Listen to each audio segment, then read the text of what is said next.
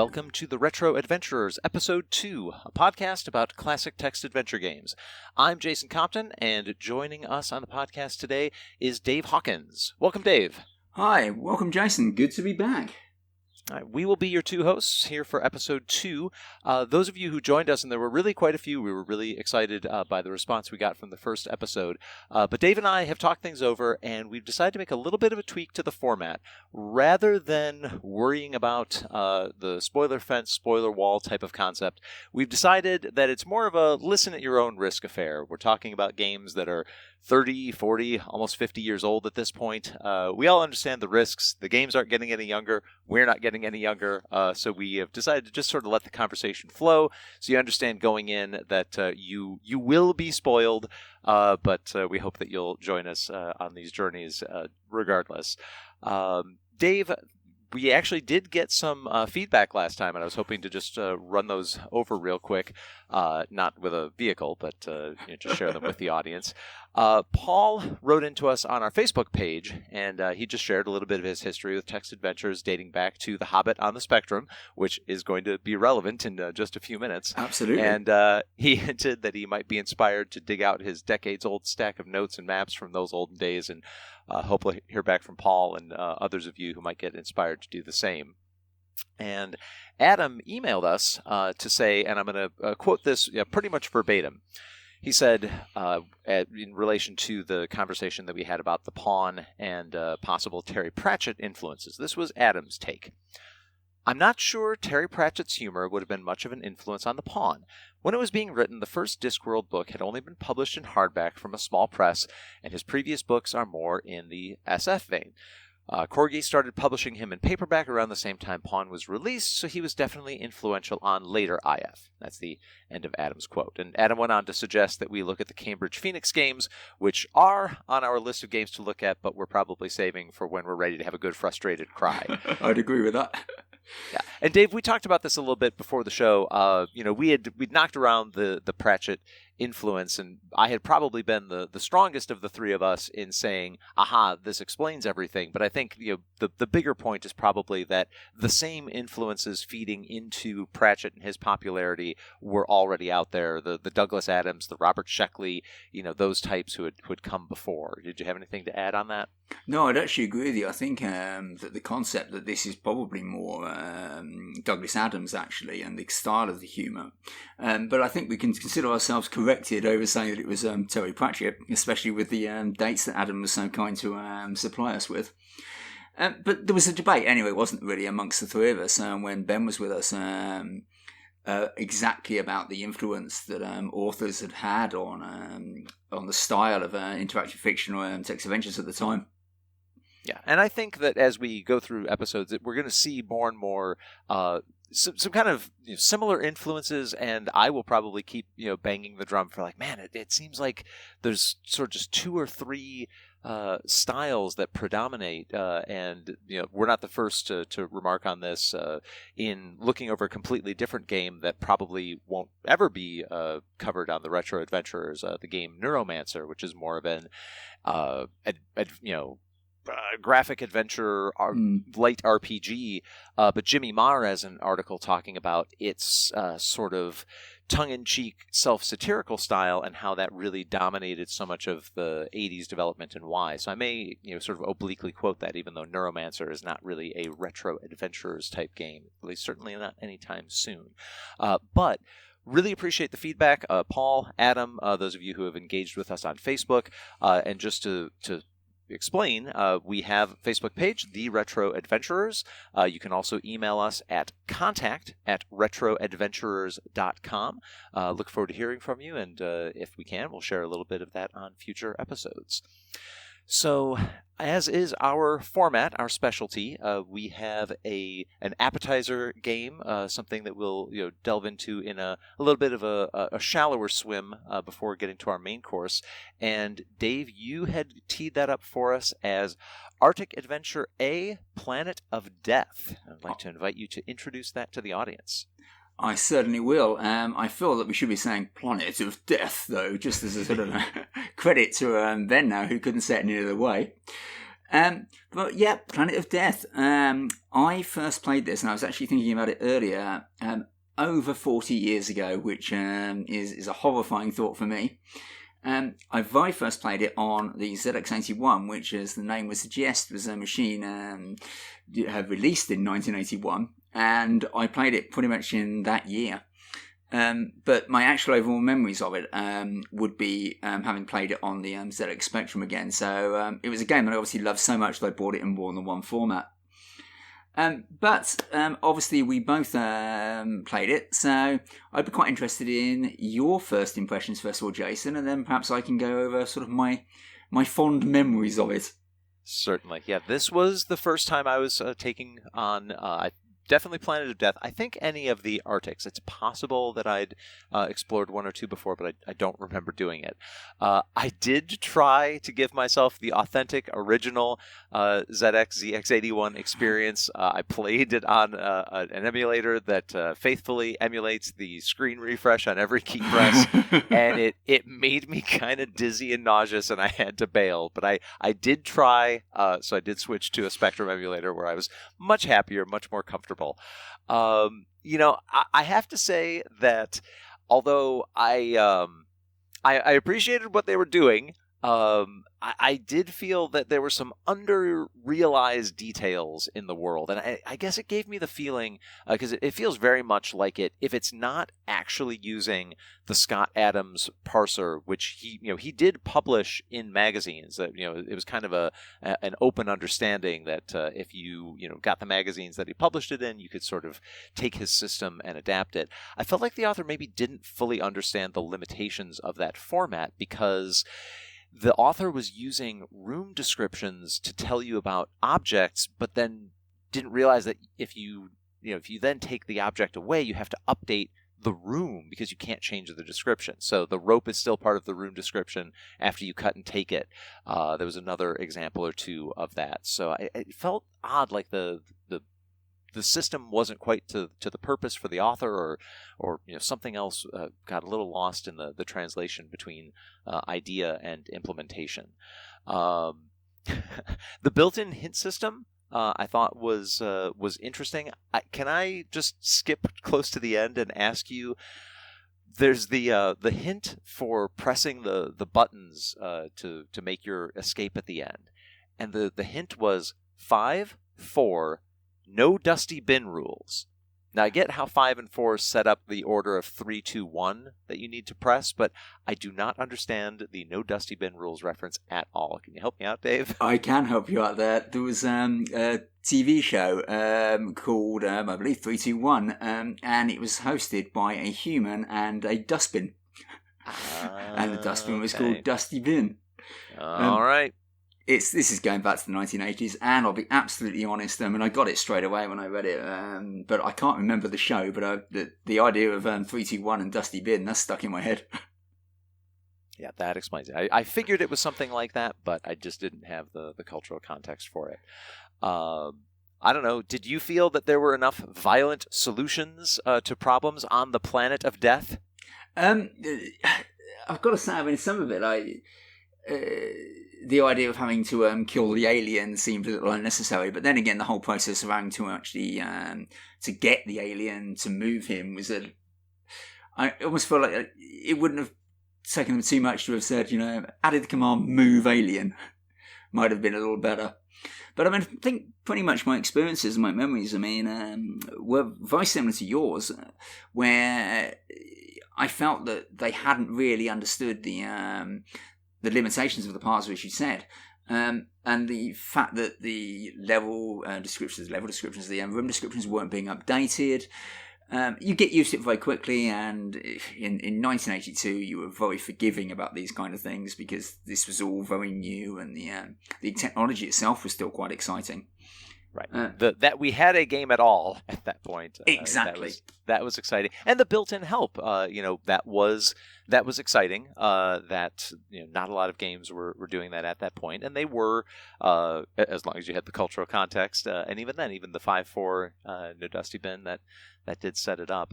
The puzzle you're talking about, where there's the alien who has a mirror or is on a mirror. That's it's not entirely clear, where you need to pick him up, take the mirror, then set him down, then kill him, which is an interesting way to go about it. That brought up, I did a little research, and there have been several iterations of this game since the original on the ZX81. And apparently the intention was that you had to wear gloves to move the alien. There are slimy gloves, and he's a slimy green alien, but if you don't use the gloves, you're actually just fine until later editions of the game when they remembered to implement that. So you played the original, so you probably didn't really need the gloves, right? You don't in the Spectrum. No, I didn't actually take the gloves at all. It was only on the second playthrough that I was wearing them, and it made no difference. So I just thought, I'm obviously overthinking this. Yeah, there were a number of maybe under-implemented items which might have only been there to help you map out the sort of small obligatory maze. I think some of those items actually come in handy in later editions as well. I did need help with the force field. It seems like the word smash is maybe more intuitive to other people. You're supposed to smash a force field once you've got the mirror to weaken it, and to me, break seemed more natural, but that was not supported. Did you run into any sort of parser challenges? To be honest, that was actually one of them. But the other one was the fact that it didn't support the word take, which I found rather strange. Again, like you say, discussing sort of the Scott Adams games, I think at the beginning a lot of those were only you could only get an object as opposed to take an object. So yeah, I struggled a bit with that. Obviously, straight away I realised you can't take something, can I get it? So it's a fairly sort of linear process there. But yes, Smash, I did have to look that one up. It was the only puzzle that I actually had to look up. And overall, I'd say that it was a fun recollection, but it really was one of the least challenging games I've played in quite a few years. Yeah, so as a warm up for the kind of thing we do here, it was interesting.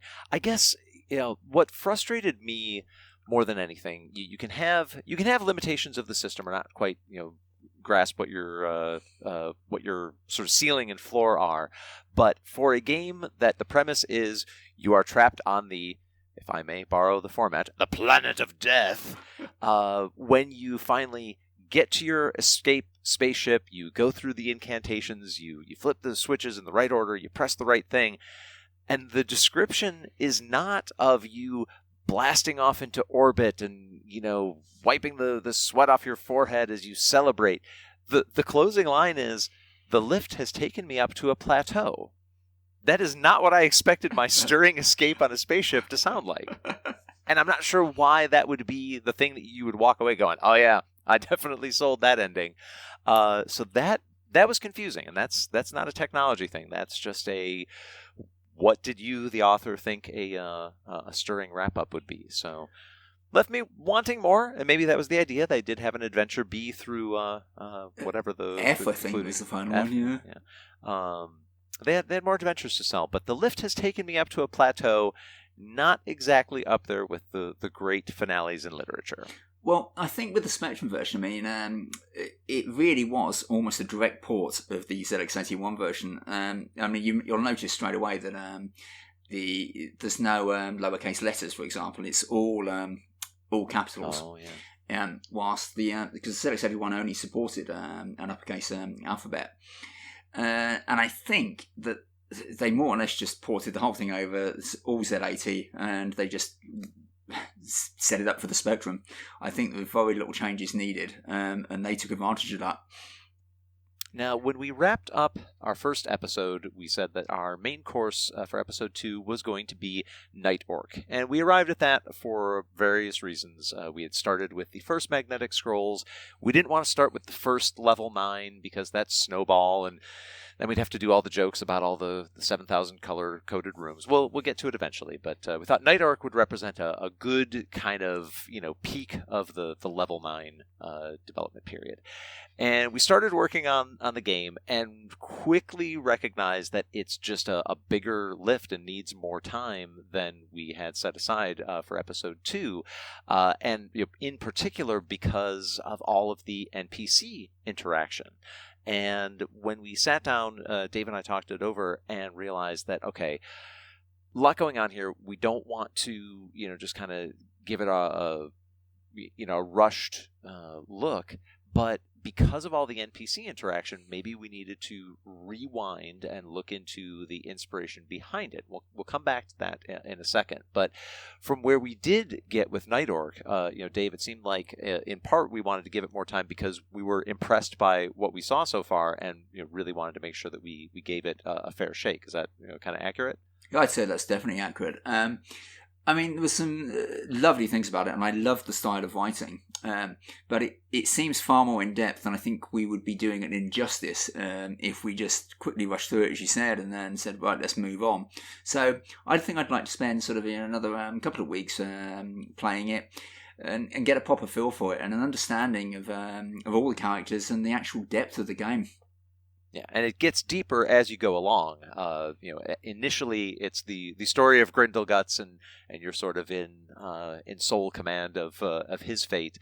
And yeah, the style, they're really making good use, I feel, of probably because they have their legs under them with their development language, so they know what they can get away with in terms of putting more text in without squeezing out room for the game logic behind the scenes. But I'm very very drawn to it so far. But because the game gets more complicated as you go along with more characters and a magic system and so forth, we felt that it needed to move aside. So we'll be coming back to Knight Orc in a future episode.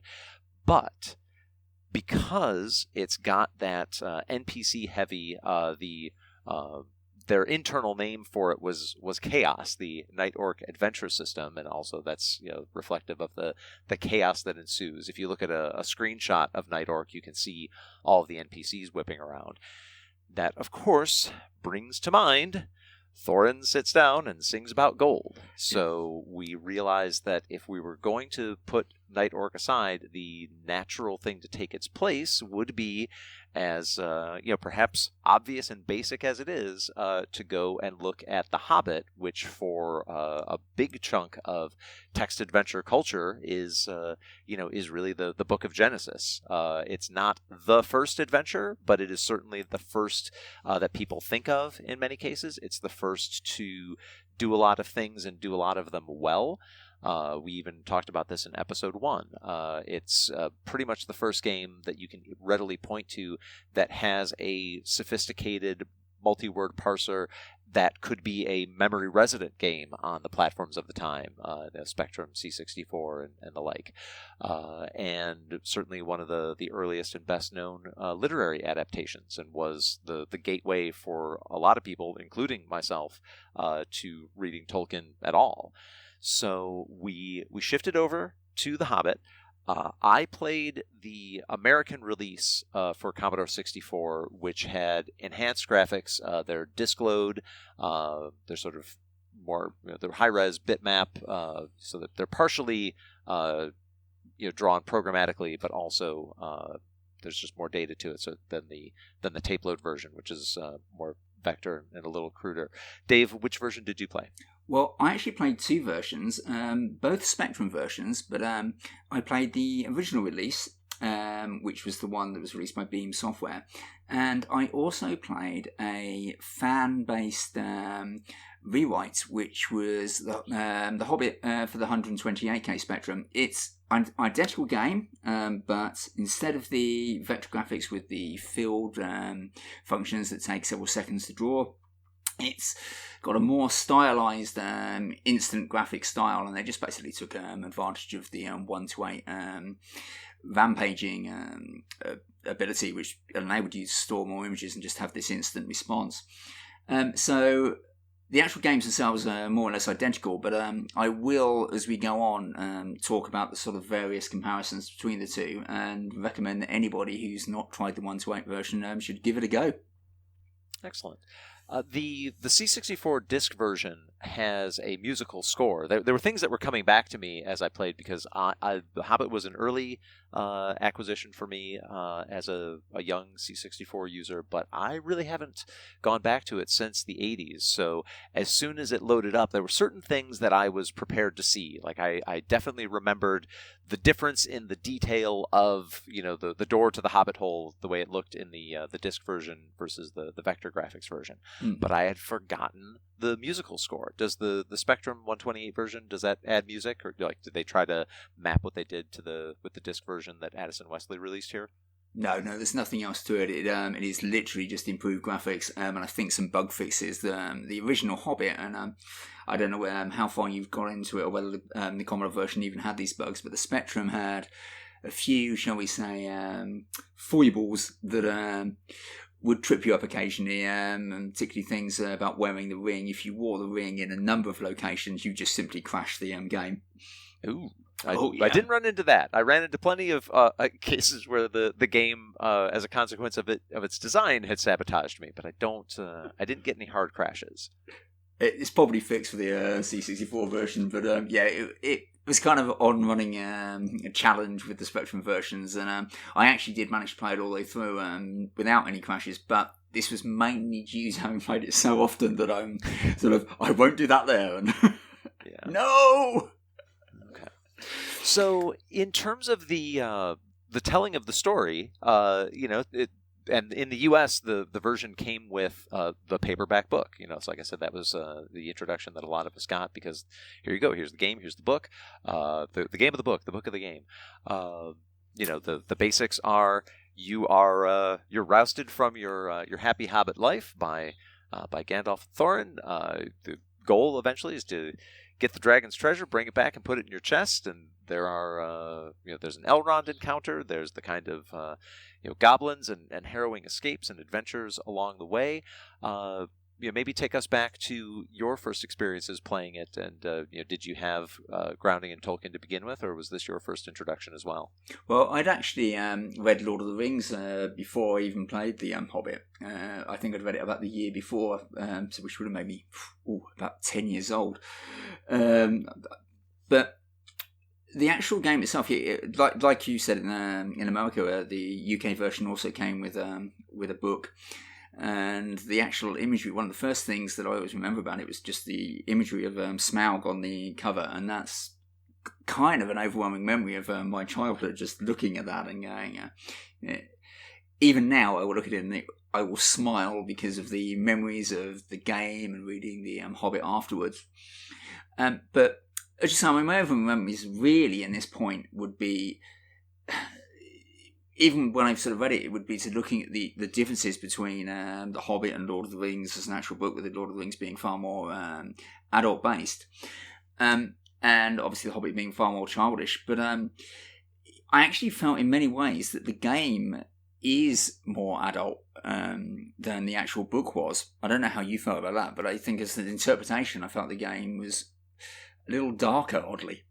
Well, it certainly encourages more murder. Yes, that was one of the things on my my list of takeaways. Was I hadn't really thought about that in great detail since then, but in my playthrough, and I did consult with some of the strategy guides that are out there, and one of them kind of breaks things down by kind of section of the game and by character, and there's a lot of you may do better by killing this character as soon as you encounter them. I'm like, yeah, I see why that's true, but that is not the main takeaway that I have of the adventure of Bilbo Baggins was not if you run into a stranger, kill them just in case. So definitely darker on that front, but as a consequence of the design, so for those who haven't played The Hobbit or maybe haven't delved into it very deeply, there are these autonomous NPCs, both allies and foes, who are able to move around the world and take many of the same actions that you can, including but not limited to taking objects, dropping objects, and attacking other characters. And that leads you to a lot of difficulties, including the fact that the very first playthrough I attempted, early on in the map, you run into an area of the forest where there are two trolls, and they're guarding a key. And the puzzle is you need to wait until daytime when they turn to stone and take the key. Well, the first time that I got to that room, there was one troll. It was already dead. There was the warg that was already dead. The other troll was missing, and so was the key. And I'm like, what am I supposed to do with this? You know, and that was before I had started consulting any help resources. But I knew, because I knew that area had given me trouble as, you know, a 9-year-old. So like, this is not right. And at first I was questioning, you know, is this some sort of, you know, emulator garble? Is there something else going on here? And then I realized, oh no, this is just maybe a more extreme example of the kinds of chaos that can happen in the world in your first, you know, 5 moves or whatever, based on the random placement and the random decisions that these other NPCs are making. It's interesting you say that. I mean, I've never actually seen the trolls die, and I don't even know if they can in the Spectrum version. But my overwhelming memory of the warg is that its job is to lie around dead. I don't think I've ever seen it alive, to be honest. I know, I definitely ran into it alive, and I managed to just run past it. So it's out there in the, you know, various strategy guides. Like, yep, you know, kill it or have Thorn kill it.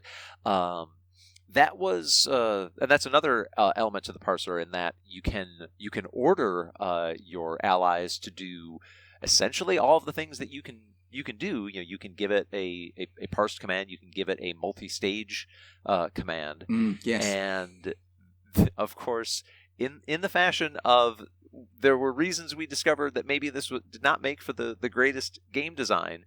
They have a random chance of telling you no. Which, you know, even at a time when that move would really seem to be to their benefit. You know, you're trapped in a jail cell, and Thorin, as a programmed response, you know, chides you for not having a plan to escape, and then you give him the command that affects your escape, but because you know, he's been designed with the, you know, whatever, you know, 5% chance of just saying no to any order, you tell him how you're going to get out, and he just says no.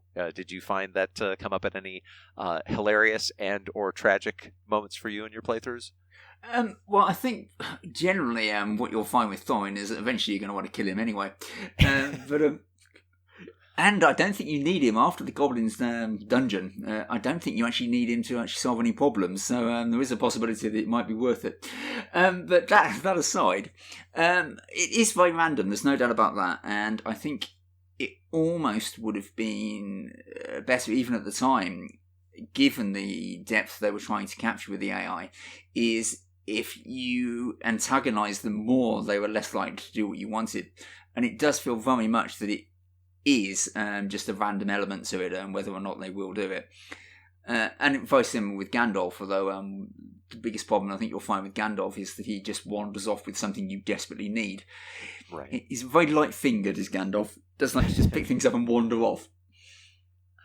Yeah, he would disappear pretty early on in my playthroughs, but right, you make sure you don't lose the map to him, and then if he wanders off, you kind of breathe a sigh of relief. You know, my approach was very much guided by, what do I need to do to get through this? You know, I'm definitely looking at maps. I will tell all and sundry right now, like, I'm a terrible mapper. This is not a skill that I'm suddenly going to develop in my late 40s. So as we do these games, especially those that have any sort of maze, I am going to be looking at maps, period.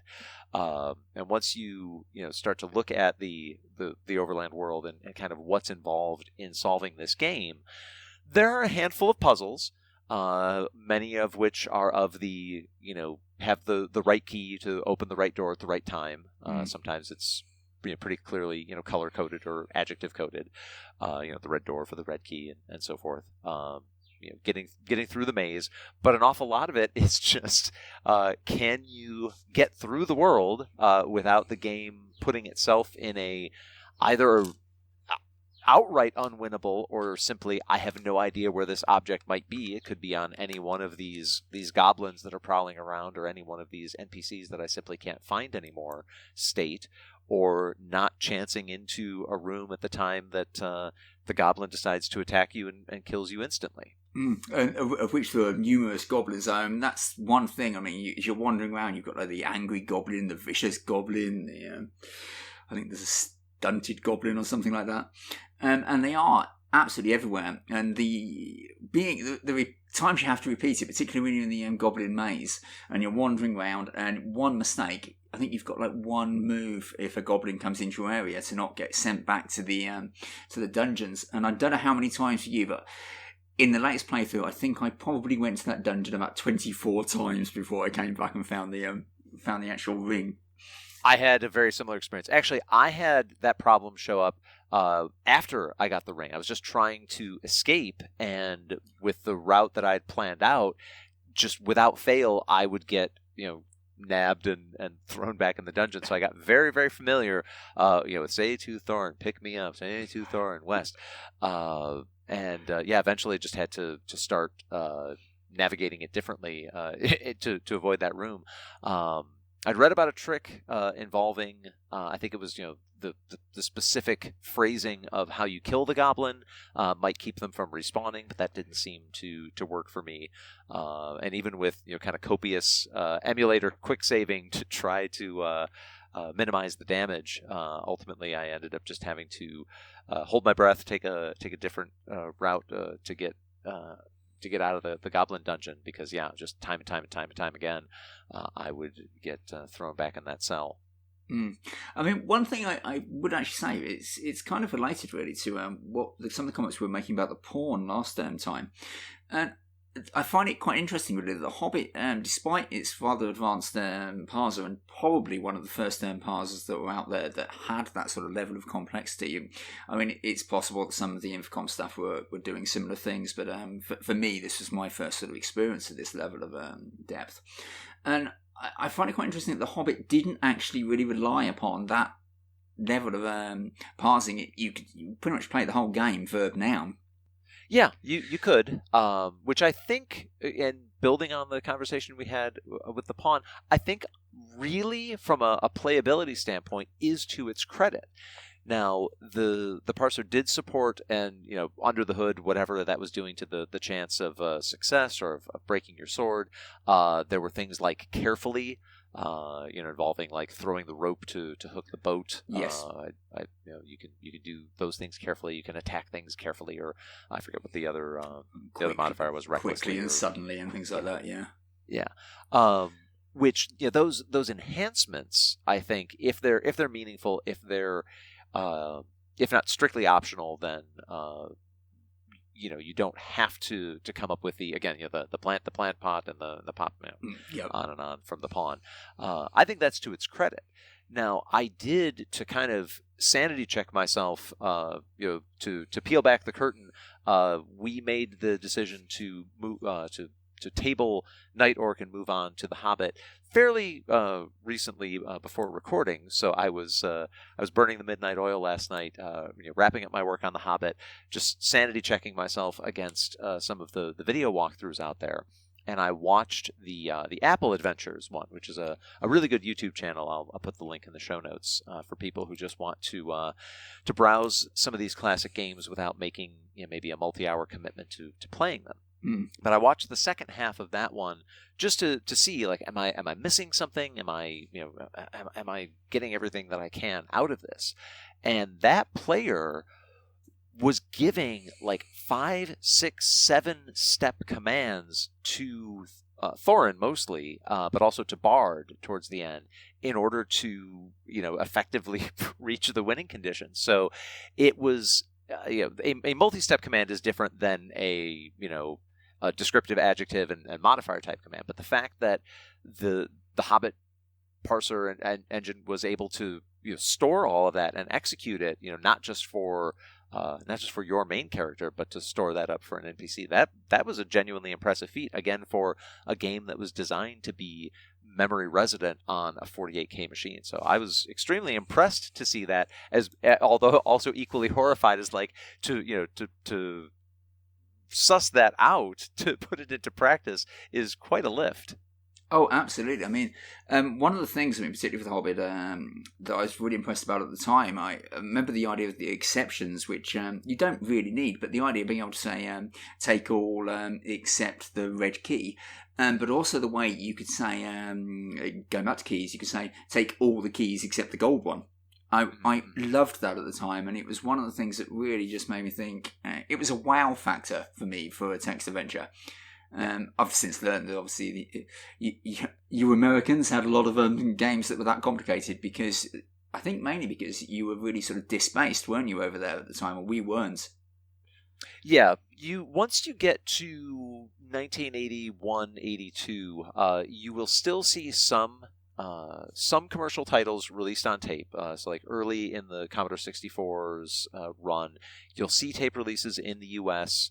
You'll see some side-by-side tape and disc releases into 84, 85, and then it falls off because by then C64 disc drives had come down in price. Definitely everybody in the Apple II ecosystem, and I please apply quotes and italics to everybody.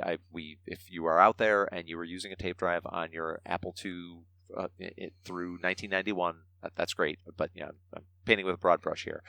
The commercial market in Apple in C64 in the US had definitely pivoted to discs. Same thing with Atari. That had all gone disc based. So yes, like all of the Infocom releases, which did have parsers that supported indirect objects and adjectives and all that good stuff.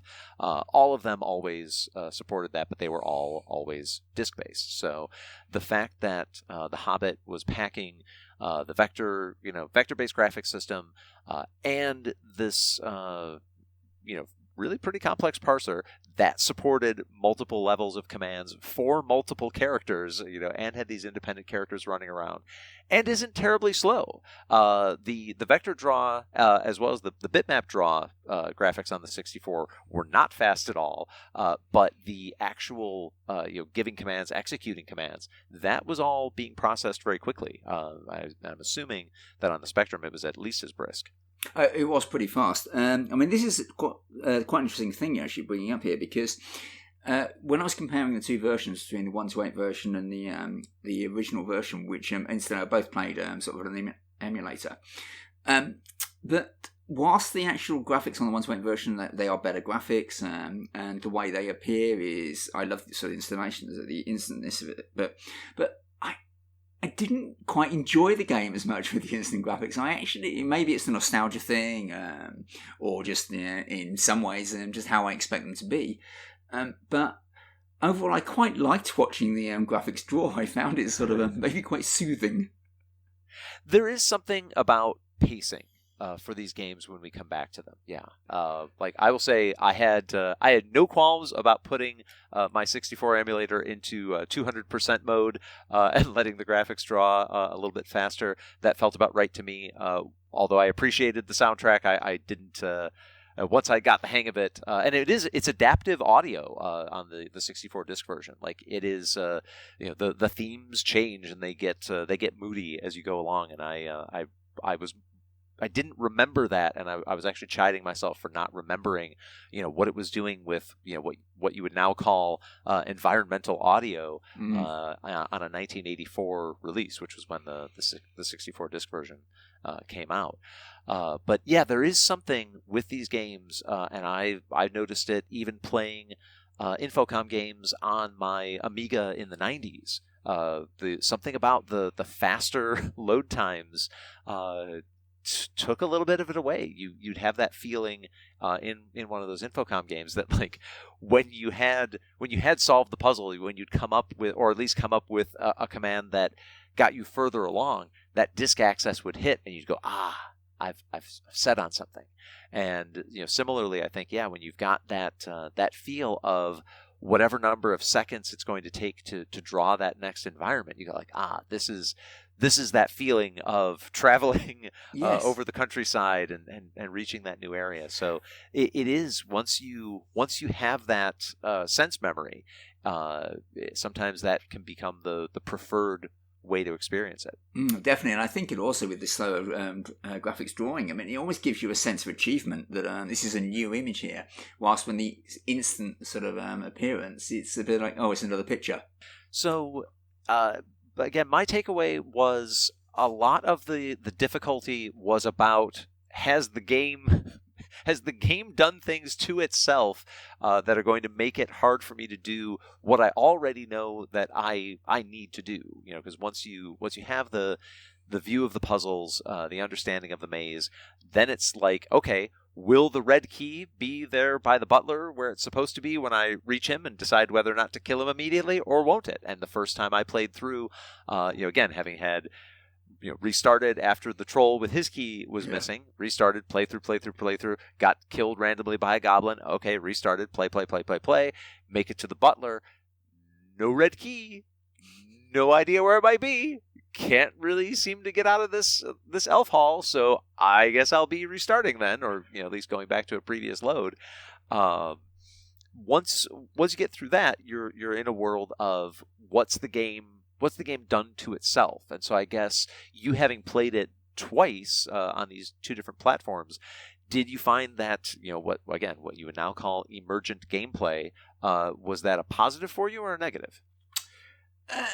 Overall, I'd actually say that it was a negative, but we're talking here only on the replays, because when I originally played the game, and I say we're going over 40 years ago here, I actually didn't find it negative at all. I found that quite exciting, and the idea that the environment could change, because you've got to think about this. I mean, when I played The Hobbit, this wasn't long after I was still playing Planet of Death.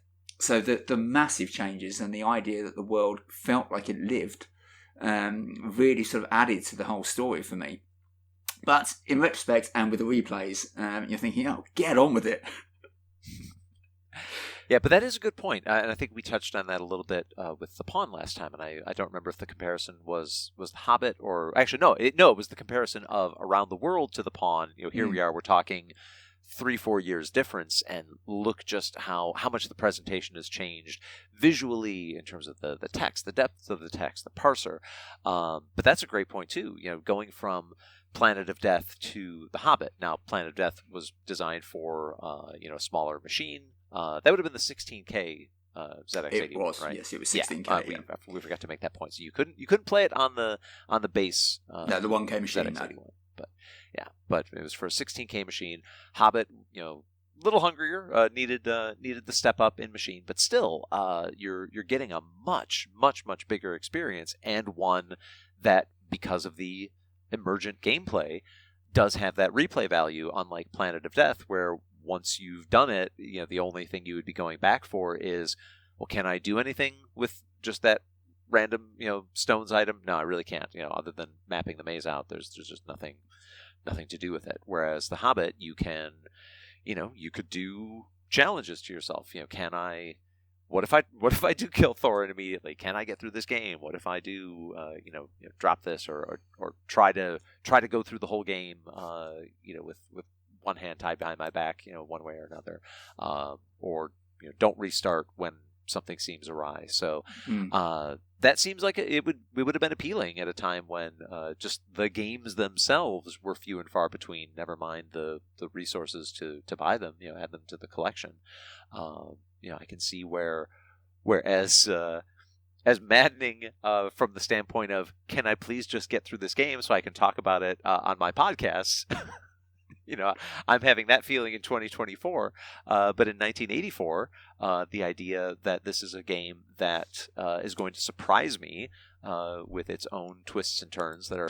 So that emergent gameplay, the idea that, in 2024, it's mostly just getting in the way of me getting through the game so I can talk about it on my podcast, but in 1984, the idea that this game is giving you, multiple experiences based on what's randomly happening behind the scenes, the random chance of an NPC, zigging when you were expecting them to zag, or saying no at an inopportune moment, that's adding more value to a game when games themselves are a little few and far between. Never mind the resources to acquire them in the first place. Oh, absolutely, and I think one of the sort of feelings that I actually got when I was replaying it is that it actually does have replay value, and that's quite unusual. It's incredibly unusual at the time for a text adventure where once you've played it, at the time there were really very few games where you had multiple ways of doing any of the puzzles. It was very linear, A, B, C, D, etc., etc. So I kind of felt that you could come back to it, and even now, and you would never quite have exactly the same experience, which I did enjoy. Yeah, and I think that that's one of the areas, I had alluded to this on episode 1. As the resident token American, I'm always going to bristle a little bit when The Hobbit is held up as the be-all, end-all of early adventuring. But having revisited it, having, seen what that emergent gameplay does and doesn't add to the experience, but it did give me a new appreciation for why it has a unique place that some of the Infocom and Activision and Sierra titles don't, because it not only does a lot in a small space, but does more with the sense that you can come back to this game and it will be a fundamentally different experience. Even once you've mined it for its secrets, you will have a different playthrough experience. I did want to talk a little bit, and I'll qualify by saying, so Dave, you said you had read Lord of the Rings beforehand. This game was my introduction to it, and I had the experience with Lord of the Rings via The Hobbit that I've had with a lot of fantasy series, where I've read the first book in the series, enjoyed it very much, gone on to a second book, and then said, actually, I think I'm good. I don't think I'm going to finish this. So I had that experience going from The Hobbit to Fellowship. I've had that experience with things like Eye of the World and the original Dragonlance. So maybe that's just a personality quirk. But being somebody who hasn't read the Tolkien canon, that said, I felt like the style of prose in the game was not trying to pull directly from that world. It doesn't feel like it's trying to be a pastiche of it.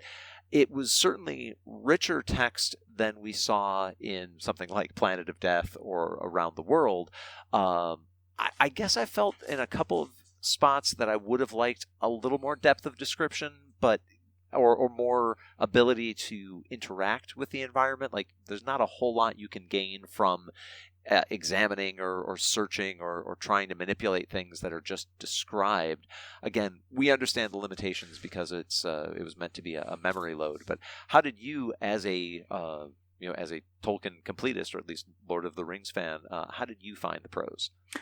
Well, I think you've really hit on something there, particularly with the examine command, which I don't think anything returns anything other than, say, for example, examine the chest, you see the chest.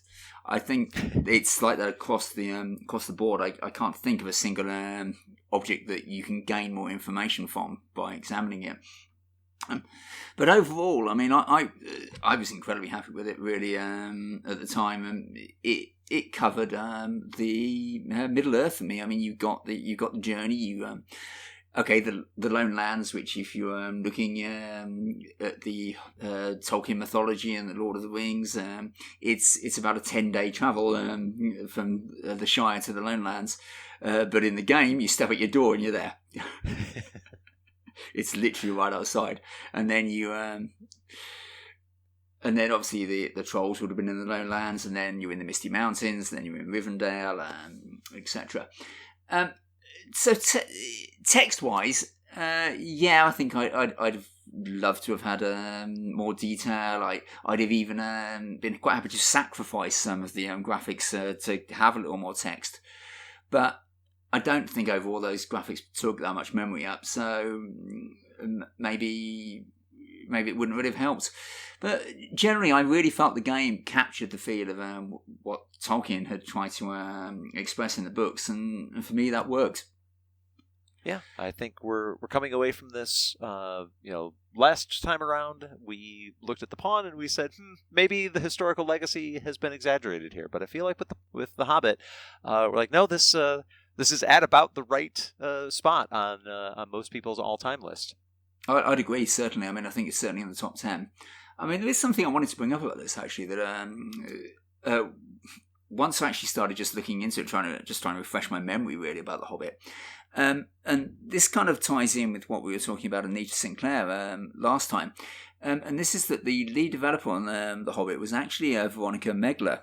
I hope I've pronounced that right.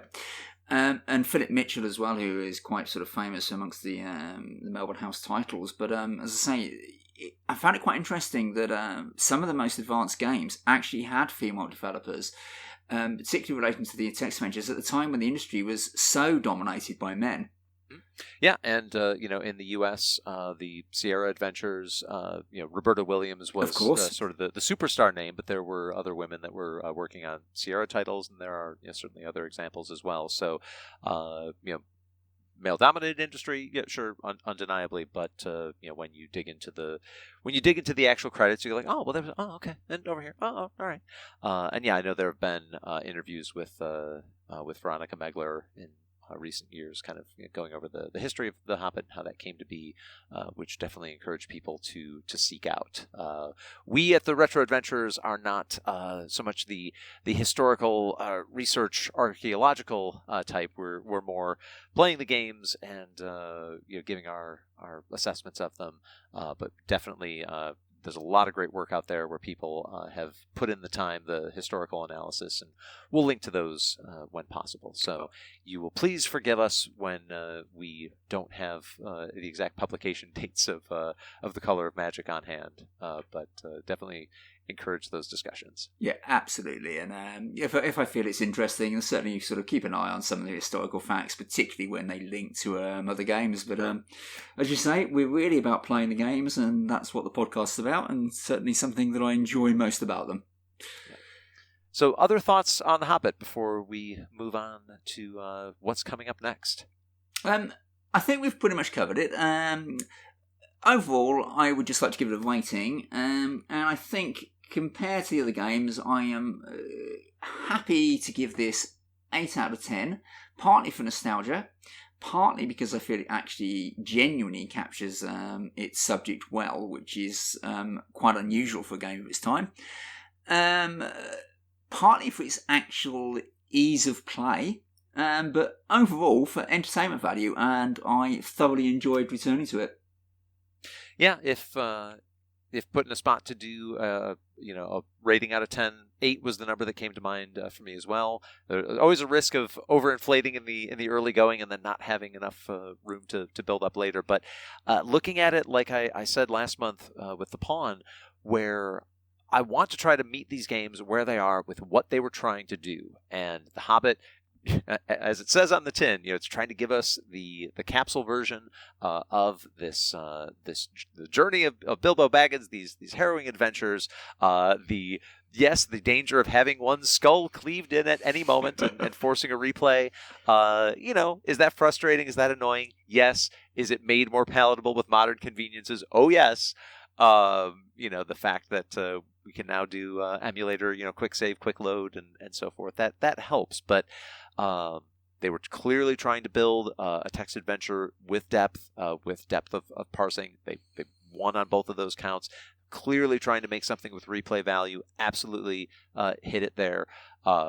Would there be things that we could quibble with and whatever? Certainly, but I really think that it was a top-notch effort for its time. I think it stands up. So I think an 8 out of 10 is a very fair and accurate result. And if a year from now I find myself boxed in by my Hobbit review, I'll reserve the right to change it. But I was really glad that we made the pivot, as maybe trite as it might be for a classic adventure podcast to take a look at the Hobbit in episode 2. I actually think it was a good sidebar for us to take, and will probably give us the kind of historical context that we need, not just for Knight Orc, but for a number of other games that are going to follow in the wake of the Hobbit that we're going to take a look at. Oh, absolutely, and I believe it meshed very well with our previous podcast and with our plans for the future, and I think it was just a good bar to just have out there. So for our next episode, Dave, you actually introduced the idea when we started building out the potential games list. To your credit, you said, hey, I don't know that this should be quite as UK/Commonwealth heavy in the early going. So I said, all right, terrific. Let's delve into the US side of the pool for the main course. So for episode 3, our main course game is going to be The Tracer Sanction, which was an early interplay game published by Activision. That's a game that is near and dear to my heart because for various historical reasons, its sibling game, Mind Shadow, is the one that most people think of when they think of the early interplay text adventures. But I assert, and we'll see if it holds up, I assert that Tracer Sanction is actually the much better game and has been unfairly overlooked. So next time out, Tracer Sanction, which is a text and graphics adventure, is going to be our main course. So thank you, Dave, for reminding me and all and sundry that we don't want to spend all of our time on Commonwealth main courses. And I'm similarly going to thank you for indulging me. Our appetizer course, we're going to go a little off the main remit, but I assert it is a neo-retro title. It's going to be Down Among the Dead Men, which is a game book. It was from the Virtual Reality Adventures series from 1993, and I encourage you to seek this game out just to see the book cover, which is every bit the desktop publishing nightmare of the early 90s that you would dream it could be. But it was an interactive game book, paperback game book, written by Dave Morris, published in 1993, but was adapted into the Infocom ZIL language by S.D. Sapara in 2020. So it's playable in an Infocom interpreter, but with all of the rules of this early game book. So something a little bit different, neo-retro. We'll spend a little time on it, and I think it's one of those quirky new style, old style titles that I think is going to be fun for a couple of aging adventurers like ourselves to explore. Oh, I think it's a good move, and I think it's worth taking a look at some of the more modern interpretations of text adventures, because, let's face it, we'll sit still otherwise. So we will be back next episode, The Tracer Sanction and Down Among the Dead Men. We may have news next time around. This time there was enough to talk about with the Here's Why We're Not Doing Knight Orc that we decided to put news aside. Knight Orc will be back in an upcoming episode. But for now, this is Jason Compton thanking you for joining us on the second episode of The Retro Adventurers, and thanking you, Dave, for coming back on this journey with me. No, you're more than welcome, and I hope to see everyone sort of very soon. So, bye-bye.